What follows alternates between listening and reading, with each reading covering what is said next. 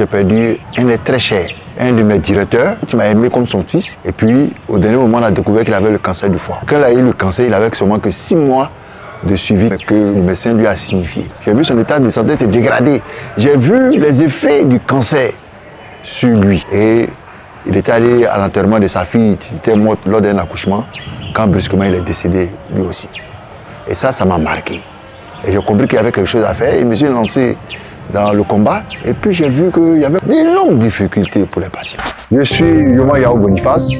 Je suis le président de l'ONG SOS Hépatite Côte d'Ivoire. Le virus de l'hépatite B est plus résistant et plus contagieux, plus virulent que celui du VIH. Le virus de l'hépatite B fait 7 jours à l'air libre, alors que le virus du VIH ne peut pas résister au-delà de 24 heures hors du corps humain. Donc le virus du VIH ne fait que 24 heures à l'air libre, mais le virus de l'hépatite B fait 7 jours. Encore, le virus du VIH ne résiste pas à l'alcool et à l'éther. Le virus de l'hépatite B est indestructible à l'alcool et à l'éther. Et puis au niveau de la virulence, le virus de l'hépatite B est 50 à 100 fois plus virulent que le virus du VIH. Les hépatites sont des maladies plus répandues que le VIH. Mais l'inégalité est énorme entre une maladie qui fait plus de morts que le VIH, c'est-à-dire les hépatites virales B et C. Mais il faut dire que contrairement au VIH, où tout est gratuit pour les patients, des consultations aux examens et jusqu'aux médicaments, tout est payé au niveau des hépatites virales B et C. Et tout est cher.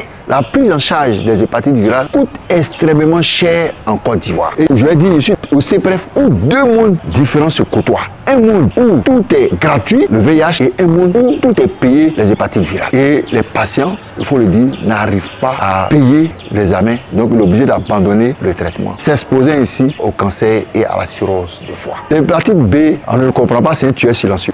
Malheureusement, l'OMS, qui est le leader mondial de la santé, a mis plus l'accent sur le VIH, la tuberculose et le paludisme qu'ils appellent malaria, délaissant complètement les hépatites virales B et C. Donc, les gouvernements sont entrés donc dans la ligne directrice de l'OMS. C'est une iniquité, c'est une injustice. Dans ce cas, il faut la réparer. Et nous, au niveau de l'ONG SOS Hépatite, quand un patient est déclaré positif et on sait qu'il a une hépatite chronique B ou C, il y a au minimum 11 examens à faire. Ces examens coûtent très cher. Quand vous prenez la totalité des examens, de manière générale, ça part donc de 150 000 à 350 000 francs pour un patient. Au niveau du CPREF, le total de tous ces examens, ça fait 126 000 francs. Donc nous avons fait un effort considérable pour que les patients puissent faire les examens et se suivre pour pouvoir prendre après les médicaments. Mais c'est difficile pour beaucoup de patients. Notre souhait, c'est que aussi la prise en charge des patients vivant avec les hépatites virales chroniques B sont aussi gratuites comme pour le VIH. Mais dans le cas où on ne peut pas atteindre le stade de la gratuité, on peut quand même réduire cette inégalité dans une très grande proportion. J'invite les Ivoiriens à s'approprier ce défi, à nous aider à récolter 37 millions de francs pour aider 1000